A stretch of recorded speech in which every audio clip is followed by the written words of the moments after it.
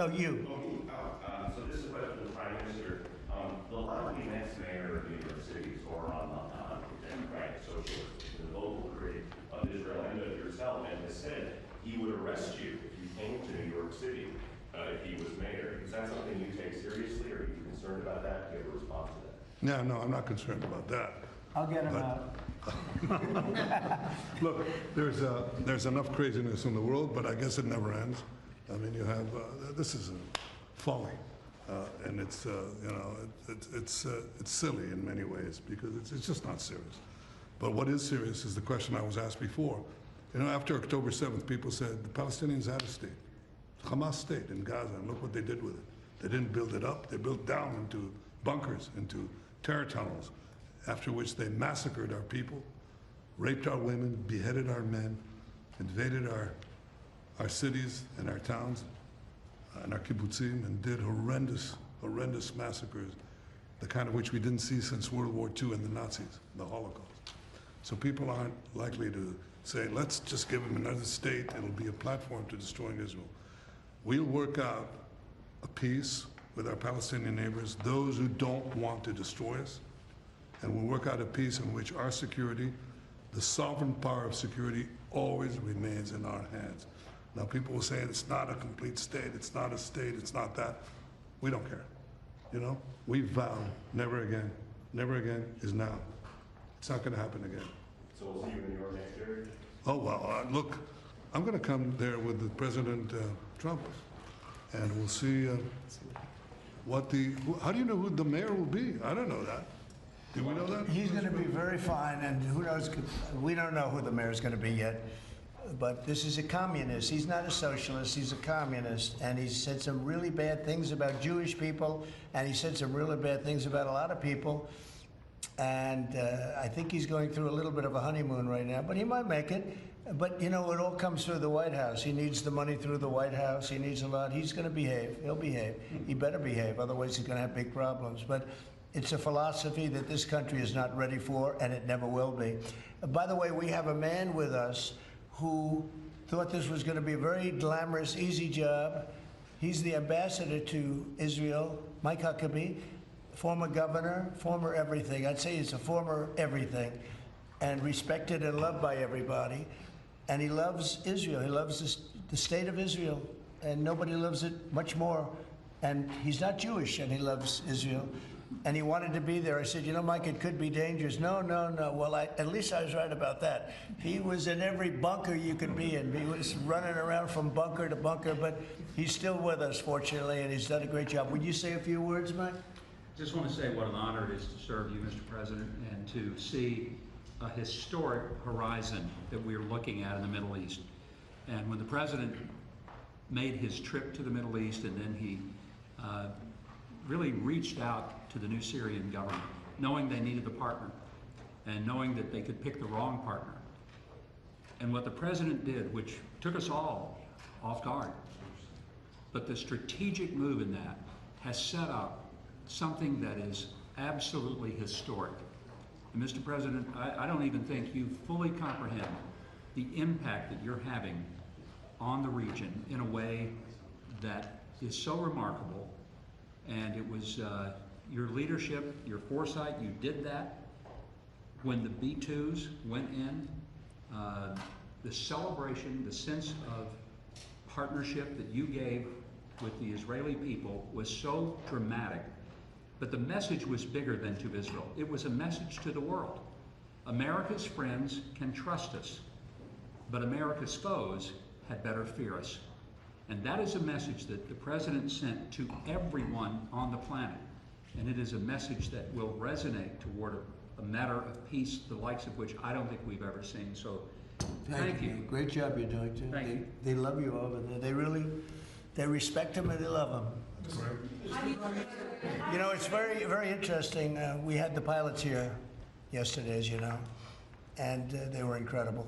And we also had the mechanics. We had a lot of people here that had to do, I think about 170 people that had to do with that incredible journey, a journey that could have been horrible. You remember what happened with Jimmy Carter with the helicopters and all of the problems, and ultimately hostages. We had the exact opposite. Everything was perfect. It worked perfectly. But I didn't realize, I was saying to one, is this something that you felt strongly about? Absolutely, sir. I couldn't wait. I said, better than you, really better you than me. But they couldn't wait.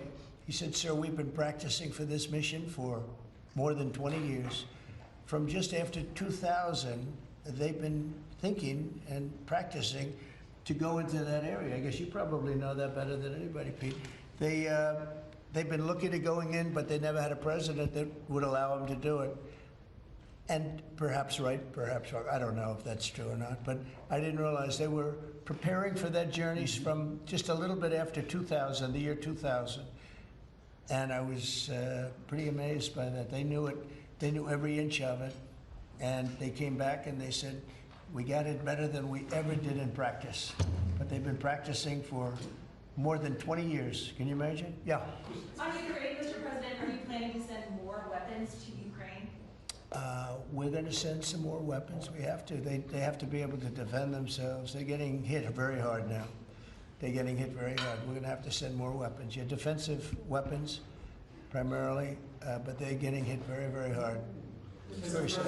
So many people are dying in that mess. Mr. President, the one big beautiful bill now signed into law by you, what would you like congressional Republicans to turn their focus to? All they have to do now is talk about how good it is. The biggest tax cuts ever.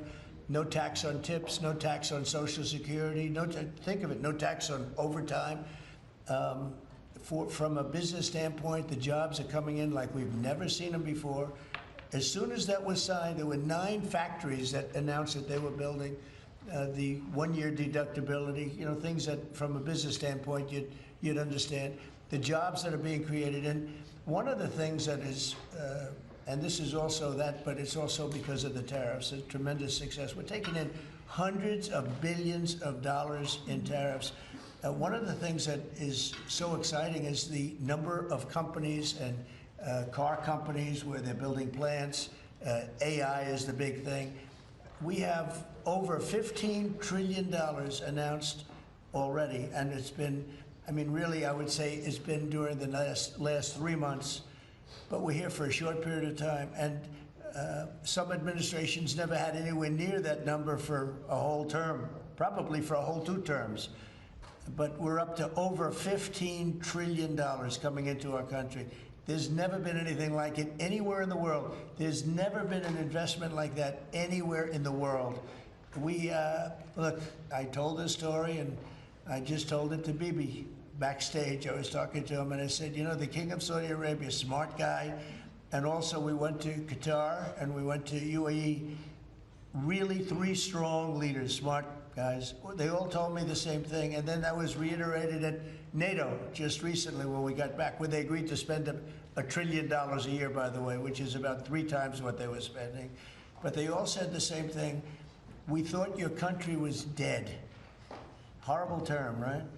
We thought the United States of America was dead, and now you're presiding over the hottest country anywhere in the world. We're the hottest country in the world. I think Bibi would admit it, even hotter than Israel, though Israel was pretty hot about a week ago, I can tell you, for the wrong reasons. But we are the hottest country in the world right now, and it happened faster than anybody thought possible.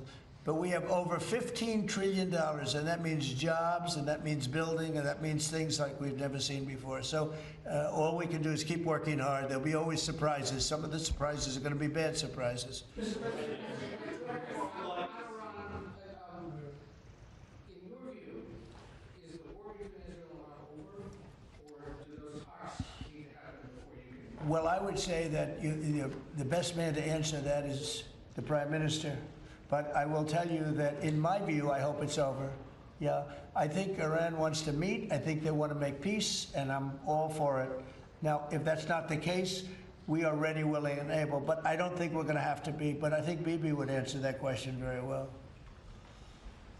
I think the partnership between Israel and the United States, the partnership between President Trump and me, produced a historic victory. It's an incredible victory, actually.